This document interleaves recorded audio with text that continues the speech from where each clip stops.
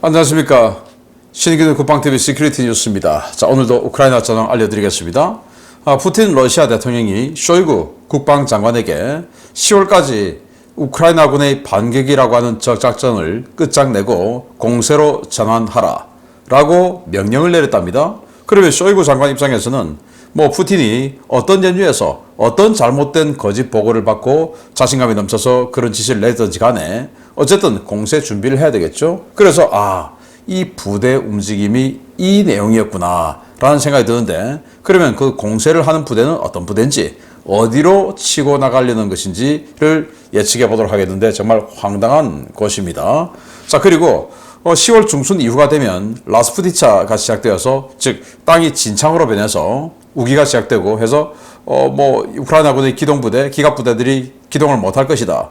그래서 이제 공세는 끝이다 라는 그런 이야기들을 많이 했었죠. 그런데 미국의 유명한 이 인플루언서가 완전히 그냥 팩트를 분석을 해서 그거 아니다 라는 과학적인 근거를 제시하면서 미국의 마크 밀리 합참의장을 저격을 했는데, 이거 보면 라스푸티차 별 관계 없는 거예요. 계속 우크라이나군이 지속적으로 공세를 할 수 있는 겁니다.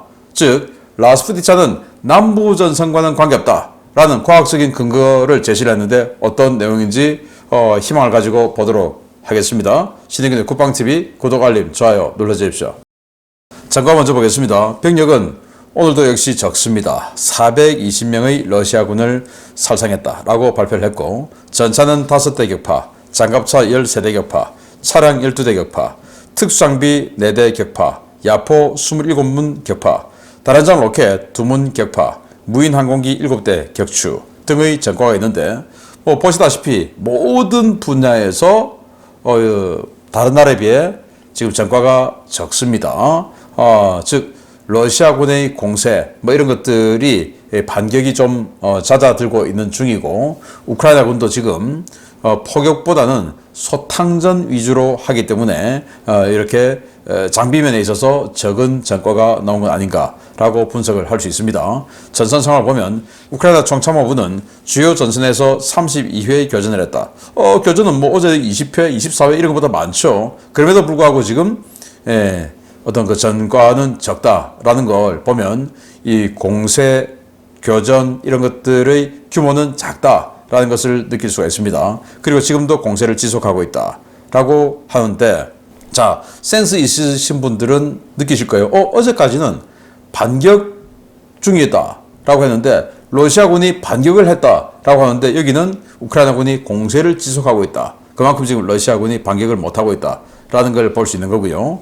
자, 계속 흑해함대 두들겨 맞으니까 러시아가 보복 작전을 하고 있죠. 그래서 지금 현재 우크라이나 전역에 19발의 드론을 요격했고 11발의 미사일을 요격을 했는데, 몇 발을 드론 몇 대를 맞았다, 미사일 몇 발을 맞았다 라는 말은 아직 안 했어요. 아마 내일 되면 엄청난 전과가 나올 수도 있는데, 주로 해상에서 발사하는 칼리브르 함대지 순항미사일, 그리고 폭격기에서 발사하는 KH-55, KH-101 같은 공중발사 순항미사일 등이 대거 쇄도에 들어오고 있다라는 안타까운 소식입니다. 자, 우크라이나는 상트페테르부르크에 사보타주를 했고, 그로 인해서 변전소가 폭발을 했고 대규모 폭발, 그리고 그 폭발로 인한 정전이 나오고 있다라는 건데, 지금 보시다시피 이렇게 정전 사태, 아파트 단지 같은데 그냥 불 다 꺼졌어요. 그리고 공항도 정전되었다라는 소식이 있네요. 지난 겨울 들어가기 전에 러시아가 우크라이나 시민들의 항전 의지를 꺾기 위해서 전력 인프라, 에너지 인프라 완전 집중 타격했죠. 그래서 전기, 난방 못 들어가게 만들었는데, 그걸 지금 반대로 우크라이나가 하고 있는 거 아닌가라는 생각이 듭니다. 그리고 러시아는 모스크바 주변의 4개 공항 운영을 전면 중단했다라는 거예요. 드론들이 계속 저희들이 알려드리진 않지만 계속 드론이 내습을 하고 있는가 봅니다. 모스크바 주변의 4개 공항에. 그래서 안전을 위해서 4개 공항 전부 운영을 중단했다. 참 이제 러시아도 이 민생에 데미지가 심각하게 오고 있는 겁니다. 자, 우크라이나는 23일 흑해함대를 재공격했다고 합니다. 그래서 일부 군함이 피격됐다라는 첩보를 들어왔는데, 이 첩보는 러시아 측 오신트 소식통이 이 첩보를 올렸어요. 이 지도와 함께 이거 많이 보셨죠? 라이바라고 하는 이 러시아 측 오신트 소식통인데 이게 이제 오데사 남쪽 여기에서 미사일이 날아와서 넵튠 미사일이 6발이 날아왔는데 그 6발 중에 4발은 요격했고 2발은 이런 식으로 들어가서 맞았는데 그 2발은 함정에 맞았고 그 함정들은 퇴역하려고 준비하는 함정이었기 때문에 흑해 함대에는 큰 영향은 없다라고 했는데 정말로 퇴역하려고 했던 함정인지 이 라이바라고 하는 러시아에서는 아주 인정받는 러시아 측 오신트 소유통이 함정에 넵튠 미사일 2발 맞았다라고 하는 거 보면 진짜 함정에 2발 맞은 건 맞는 것 같고 그러나 여기는 퇴역을 준비하는 함정이라서 흑해함대에 데미지 없다라고 했지만 그건 이제 위성사진이나 이런 것들 좀 나오면 더 분석을 해봐야 될 일이죠. 어쨌든 군함 2척 미사일 맞았다라는 건 사실인 것 같습니다. 그리고 우크라이나는 토크마크 일대에 로켓 포격을 했고 러시아는 요격 과정에서 피해를 입었다라는 건데요. 토크마크 그러니까 이 지금 남부 전선 자포리자 전선에서 오리오브 쪽에서 치고 내려가면 그 다음 3차 방어선의 핵심 요새가 토크마크 아닙니까? 교통 요충지죠. 이 토크마크 뚫리면 이제 멜리토폴까지 쑥 내려가는 건데 그 토크마크 지역에 우크라이나가 포격을 했고 러시아 말로는 이렇게 민가 지역에 우크라이나 나치들이 포격을 했다. 나쁜 놈들이다. 이렇게 이야기를 했어요. 바그너 그룹은 일부 전선에 복귀 중이다 라는 거고요. 러시아 국방부와 계약한 그런 병력들이 전선에 복귀 중이라는데 뭐 바그너 그룹이라고 해서 프리고진에게 전부 절대 충성을 하는 그런 사람들만 있는 건 아니겠죠. 그래서 자신의 신변, 신분 이런 것들을 생각해서 러시아 국방부와 어떤 자연인의 한 사람으로서 다시 계약을 하고 또 바그너 그룹 출신이면 어떤 그 전술 전기나 이런 것들은 다른 러시아 정규군보다는 인정받을 테니까 그런 인정 속에 다시 전선으로 들어오고 있고 잘못된 과언은 용서를 받고 그런 작업이 아닌가라고 생각이 됩니다. 우크라이나 파르티잔이 밝혔습니다. 러시아가 남부 점령 지역 그러니까 도네츠크, 루안스크는 물론이고 도네츠크, 루안스크도 원래 2014년부터 점령하고 있던 곳이 있지만 이번 전쟁을 통해서 추가 점령한 곳이 많죠. 그 지역 포함해서 헤르손, 크림반도, 자포리자 이 지역 전체에서 대규모 징집을 준비 중이다. 그래서 그동안은 러시아 시민권을 획득한 사람들을 대상으로 병력 의무에 대한 이런 집행을 했는데 이제는 시민권 취득 여부와 관계없이 그냥 거기 살면 그냥 살고 젊고 하면 군대 안 갔으면 징집, 군대 갔다 왔으면 동원 이거 지금 준비하고 있다라는 소식입니다. 야, 이 1년 7개월이 되도록 아직도 러시아 시민권을 안 땄다. 그러면 정말 진성 우크라이나 애국 시민일 수 있는데 그 사람들이 잡혀가서 러시아 군복을 입히고 러시아 총을 들게 만들었을 때 어떻게 해야 되는지 참 난감하고 기가 찹니다. 자, 그리고 우크라이나 동부작전사령부는 바흐무트 일대 러시아군 보급로 차단 중이다. 이게 도대체 어떻게 차단을 한다는 건지 바흐무트는 아시다시피 그냥 러시아의 보급로가 완벽하게 작동하고 있는 곳이죠. 그런데 어떻게 그걸 차단한 건지 저로서는 지금 상상이 잘 안 되는데 아무튼 그렇게 밝혔습니다. 우크라이나 총참모부는 러시아가 클리치시우카 바흐무트 남쪽에 있는 정착촌이죠. 여기를 탈환 시도를 했다가 실패했다라고 했고 타브리아 작전군 그러니까 자포리자 지역에서 전투를 벌이는 어떤 태스크포스 부대죠. 여기는 진기역로상에 2개 정착촌에 진입했다. 그래서 서쪽으로는 노프로코피우카 또 동쪽에는 베르보브 이 정착촌에 진입해서 시가전에 들어갔다. 라고 하는데 참 이거 보면 지금 3주째 지금 여기서 노프로코피우카 베르보브 앞에서 지금 이러고 있는데 빨리 뭔가 관전자 입장에서는 뭔가 좀 시원한 그런 진격이 있었으면 좋겠다. 모두가 지난 가을에 있었던 동부 지역의 하르키우 회복하는 이지움 하르키우 회복하는 바로 그때를 지금 상상을 하고 희망을 하는데 그때와는 너무나 다른 진격 속도를 보이고 있어서 좀 갑갑하긴 하죠. 자, 주요 소식 들어갑니다. 첫 번째입니다. 러시아가 우크라이나군의 반격에 맞서기 위한 신규 편성부대 제25연합군을 편성했다는 소식 여러 매체를 통해 보도된 바 있습니다. 러시아는 이 부대가 군단급 부대로 전선 상황을 완전히 바꿔버릴 수 있다고 주장하고 있는데요. 이 부대가 가장 급박한 전선인 남부 전선이 아닌 바흐무트에 나타났다는 소식입니다. 러시아 국방부가 지난 5월 신규 창설을 공식 발표한 제25연합군이 바흐무트 북쪽에 배치되고 있으며 러시아 당국의 선전과 달리 장비와 병력이 정원에 크게 미달하는 상태로 유지되고 있다고 복수의 워싱턴 소식통이 현지 시각 9월 24일 리포트했습니다. 소식통들은 우크라이나 군사정보국을 인용해서 제25연합군의 일부 전력이 바흐무트 북부에 전개되기 시작했다라며 이 부대는 전선에 배치되고는 있지만 아직도 부대 창설이 현재 진행형이라고 전했습니다. 당초 러시아는 지난 5월 제25연합군 창설을 발표하고 이들 부대가 쿠판스크 방면에 배치되어 이른바 러시아판 발지전투의 핵심 전력으로 활약할 것이라고 선전한 바 있는데요. 이 부대는 병력과 장비를 구하는 데 극심한 어려움을 겪으며 결국 러시아 동부 공세가 끝날 때까지 전투에 투입되지 못했습니다. 당초 러시아가 발표한 제25연합군은 정원 3만 5천여 명의 기계화 군단 편성을 갖출 예정이었습니다.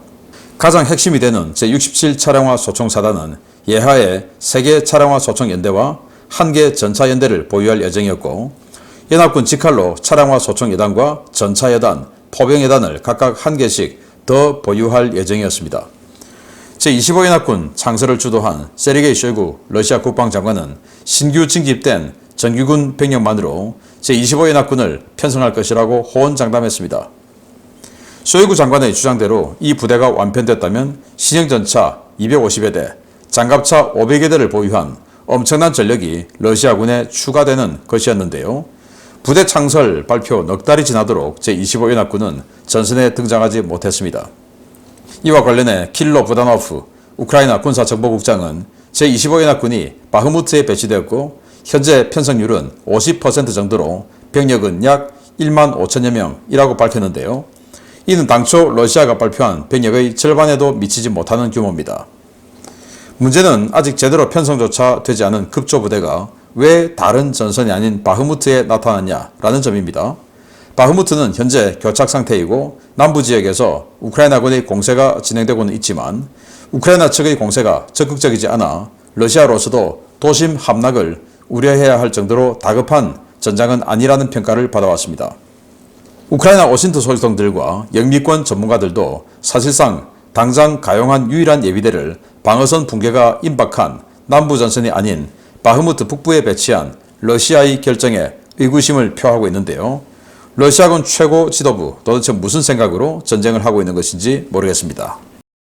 네, 25연합군을 창설한다 라고 쇼이구 장관이 지난 5월에 직접 발표를 했어요. 그리고 이 25연합군은 전부 신병으로만 구성되는 완전히 새 부대다 라고 했고 여기 이제 1개 차량화 사단 그리고 1개 차량화 여단 그리고 전차 뭐 해서 한 3만 5천 명으로 만든다 라고 했고 그렇게 되면 전차 한 250대 장갑차 500대 이상 뭐 이런 기계화 부대가 되는 거였는데 절반도 못 미쳐서 40%밖에 못 모았다 이겁니다. 자 그러면 계속 더 모아야 되죠. 그래서 원래는 동부전선 그 쿠판스크 치는 그 하르키우 쪽으로 가는 그 지역에 투입을 하려고 했는데 못 들어왔습니다. 지금까지도 꾸리고 있었다라는 겁니다. 자 그런데 그 부대를 예비부대인데 그걸 어딘가로 투입했다 라는 건데요. 그러면 이 전선 이 지도 보면 지금 이 지역에서 전투가 벌어지고 있죠. 그리고 지금 이 지역에서 베르보브 로보티네 이 지역에서 우크라이나군이 치고 내려가서 3차 방어선인 토크마크 쪽으로 지금 접근을 하고 있죠. 그러면 그 토크마크 쪽으로 예비대를 투입을 해야 되는데 그게 아니다라는 겁니다. 루한스크 북쪽으로 갔다라는 건데요. 자, 영국 국방부가 이렇게 브리핑을 했습니다. 러시아가 새로 창설한 제25연합군이 처음으로 배치될 것으로 보인다. 이 부대는 동북지역 루한스크 일대에 집중되어 있을 가능성이 높다. 러시아는 최근인 지난 8월 25연합군 모병 광고 당시 이 부대가 12월은 되어야 전장에 배치될 것이라고 주장했었다.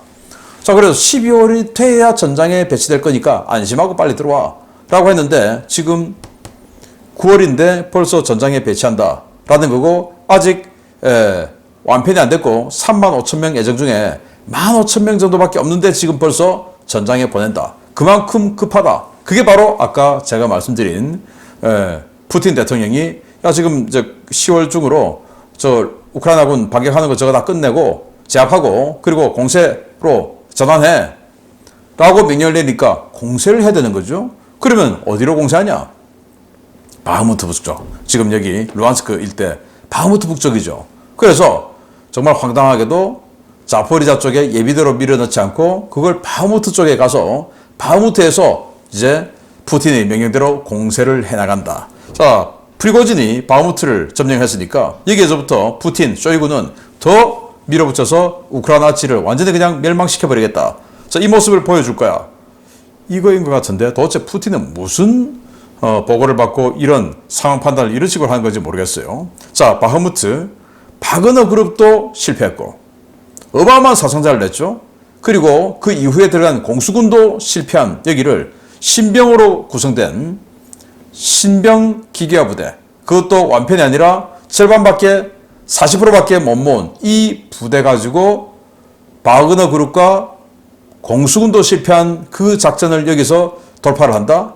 정말 웃기는 이야기죠. 그래서 25연합군이 왜 바흐무트 북쪽에 배치됐냐? 참 황당하다 라고 생각을 했는데 그 이유는 쇼이구가 당장 눈앞에 푸틴의 그 명령을 이행하는 모습을 보이기 위한 어이없는, 이거 마치 뭐 히틀러가 과거에 2차 대전 때 야 좀 더 기다려 뭐 이런 식으로 해가지고 쿠르스크 전투 완전 박살난 뭐 이런 거하고 똑같은 거 아니겠습니까? 그리고 야 항복하지마 계속 버텨 계급 하나 더 올려줄게 했던 레닌그라드 전투하고 뭐 똑같지 않습니까?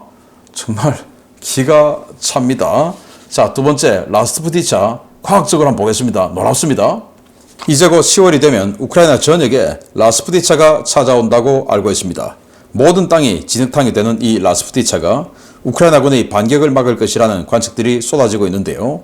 정작 공세작전을 지휘 중인 우크라이나군 수뇌부에서는 전혀 다른 생각을 가지고 있는 것 같습니다. 러시아 판단 잘못하면 삽시간에 전선이 무너질 수도 있겠습니다.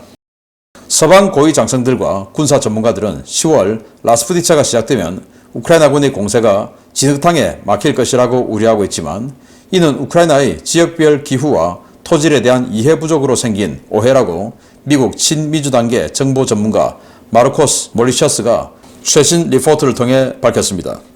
버락 오바마 전 대통령, 낸시 펠로시 전 하원 의장, 존 케리 상원 의원 등 유력 정치인들로부터 큰 지지를 얻고 있는 몰리셔스는 자신의 블로그 데일리 코스에서 우크라이나의 토지와 기후에 대한 학술 자료들을 공유하며 서방 세계에서 나오고 있는 라스푸티차로 인한 공세 약화 우려는 비현실적이라고 지적했습니다.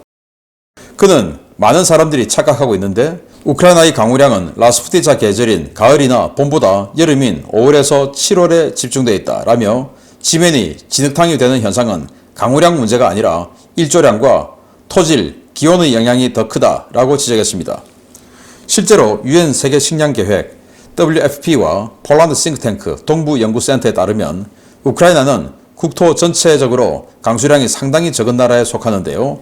서부 카르파티아 산맥 일대의 강수량은 연평균 1000mm를 훌쩍 넘지만 남동부 흑해 연안은 연평균 300mm 수준이고 대부분의 비는 6월과 7월에 집중됩니다. 문제는 우크라이나 영토의 상당 지역이 수분을 오랫동안 머금어 배수가 잘 되지 않는 체르노젬이라는 토질로 구성되어 있다는 점입니다. 여름에 내린 비는 배수가 거의 되지 않은 상태로 지표면 바로 아래에 머물러 있는데요. 9월까지는 비교적 일조량이 많아 지표면이 굳어 있는 상태지만 10월 중순부터 비가 내리면 지표면 위의 빗물과 지표면 아래의 수분이 만나 진흙탕을 만들게 됩니다. 우크라이나의 가을은 구름이 많아 여름보다 일조량이 급격히 줄어드는데요. 이 때문에 지표면의 빗물이 증발되지 않고 머물면서 대지를 몇 달 동안 진흙탕 상태로 만들어 일반적으로 라스푸티차라고 불리는 현상을 만들어냅니다. 그런데 우크라이나는 영토가 넓은 만큼 지역마다 토질과 일조량, 강수량이 큰 차이를 보이는데요. 현재 우크라이나군이 공세를 벌이고 있는 자포리자 지역과 헤르손 지역은 극심한 라스푸티차 현상을 보였던 북부 전선이나 동부 전선과 달리 진흙탕 생성률이 매우 낮은 것으로 나타났습니다. 실제로 공세가 진행되고 있는 자포리자 지역의 멜리토폴 방면의 경우 10월 평균 강수량이 31mm에 불과할 정도로 매우 적은데요. 이 때문에 비슷한 토양을 가진 도네츠크나 루한스크 지역보다 진흙탕이 만들어지는 정도가 약하고 토크마크 이남 지역은 라스푸티차 현상이 거의 발생하지 않은 전혀 다른 토지를 가지고 있습니다. 이는 우크라이나가 10월 말까지 토크마크에 접근하게 되면 동부 전선을 제외한 나머지 지역에서 라스푸티차의 영향을 받지 않고 공세 속도를 높일 수 있다는 것을 의미하는데요. 토크마크 이남에는 사실상 예비대와 방어 진지가 없는 러시아, 과연 올겨울까지 헤르손과 자포리자를 유지할 수 있을지 모르겠습니다. 네, 라스푸티차 10월 말부터 11월 말까지 있어서 이때는 기동도 안 된다. 이렇게 우리가 알고 있었죠. 그런데 그게 아니다. 라고 하면서, 이 마르코스 몰리셔스란, 친민주당계 사람이에요. 정보 전문가인데, 이 사람이 여러 자료를 딱 올려주면서, 마크 밀리 합참의장 정신 차려. 라고 한다는 겁니다. 이 사람 블로그에 버락 오바마, 낸시 펠로시, 이런 사람들이 댓글도 달아요. 예, 지난가 봅니다. 자, 강우량을 한번 보시면요. 여기가, 키우죠. 키우 쪽, 이쪽 지역은 연평균 강우량이 한 600mm가 넘어요. 600mm 넘었습니다. 그리고 내려오면서 점점 강우량이 적어집니다. 그리고, 헤르손, 이 지역으로 들으면 300mm대의 강우량을 보이는 거예요. 그러니까 굉장히 이 지역은, 건조한 지역이죠. 자, 그래서 강우량으로 보면 이거, 라스푸티차 올 것 같나? 그러면 10월, 11월 이때 비가 집중되나? 그래서 멜리토폴의 연평균 강수량 조사해봤어요. 자, 1월부터 12월까지인데 당연히 예, 봄 그리고 초여름 이때 지금 비가 집중되는 것을 볼 수 있습니다. 우리보다는 조금 비가 그래도 봄 쪽으로 조금 더 많이 치우쳐 있네요. 그런데 라스푸티차가 온다고 하던 10월, 11월, 10월이 강수량이 제일 적네요. 여기가 이제 1인치인데 1인치를 살짝 넘으니까 30mm도 채 안 돼요. 한 달 동안. 그래서 12월, 11월, 12월 다 해봐야 40mm 이 정도 안쪽으로 형성되는 강수량이다. 근데 이거 가지고 그렇게 진창이 되냐? 라는 거 아니겠습니까? 그럼 도대체 그 원인은 뭐냐? 일단 토양이다. 토양. 그래서 우크라이나 국토의 대부분을 차지하는 이 붉은색 이게 바로 체르노젬이라고 하는 토양인데 이 체르노젬이라고 하는 이 토양이 물을 머금고 있다 이겁니다. 우리나라 흙 같으면 비가 내리면 물이 빠져서 밑으로 지하수로 쑥 내려가죠. 그리고는 강으로 바다로 들어가는 건데 여기는 지하수로 별로 내려간 게 적고 흙에서 그 물을 잡고 있다라는 겁니다. 그게 바로 이 체르노젬이라는 토양이라고 하는데 자, 그러면 강수량도 적고 그런데 어떻게 이렇게 비옥한 농토고 밀 생산량이 그렇게 많냐? 세계 식량 계획에서는 이 체르노젬이라는 토양 때문에 물을 머금고 있기 때문에 우크라이나는 관계 수로가 없어도 어디도 밀을 심어도 잘 난다. 이겁니다. 이제 우리가 전쟁하는 거 보면 관계 수로가 없는데 우리나라는 관계 수로가 얼마나 잘 되어 있습니까? 관계 수로가 없던데 어떻게 밀이 저렇게 많이 생산되냐 했는데 이 토양 때문에 그냥 물을 머금고 있으니까 그냥 꽂으면 뿌리가 들어가서 물을 먹는다 이거죠. 이 토양 때문인데 그러면 이 토양 지금 전선 바로 여기 아니겠습니까? 토크마크가 바로 이 선상에 있죠. 멜리토폴부터는 다른 토양이에요. 카스타노젬이라고 하는 토양인데 이 토양은 그 물 머금는 그 토양이 아니다 이겁니다. 자, 그리고 이 지역이라 하더라도 결국 라스푸티차가 되려고 하면은 이제 가을이 돼서 일조량이 적어서 구름이 많이 끼면 일조량이 적으니까 땅이 건조가 비가 와서 건조가 덜 된다 이거죠. 그래서 일조량이 적어서 흐리면 이제 조금의 비가 와도 그게 아래에 있던 물하고 합쳐져서 진창이 된다. 그 말인데 이 남쪽 지역 일조량이 2200시간 이상, 2400시간까지 그리고 여기는 2000에서 2200시간. 그래서 이 지역을 딱 벗어나면 이제 멜리토폴까지 토크마크까지만 그냥 딱 치고 나오면 라스푸티차하고는 큰 관계가 없다.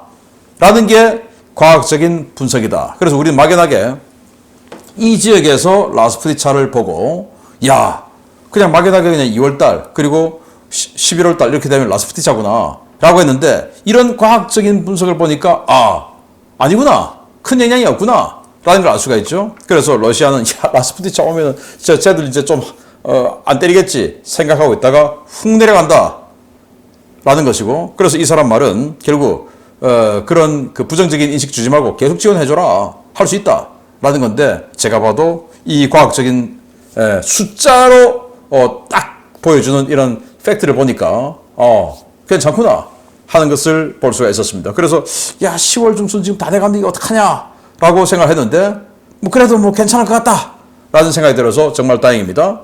여러분들 주변에 뭐 라스푸티차 어쩌고 하면 야 남부지방은 그게 아니야 라고 말씀해 주시기 바랍니다. 마치겠습니다. 감사합니다.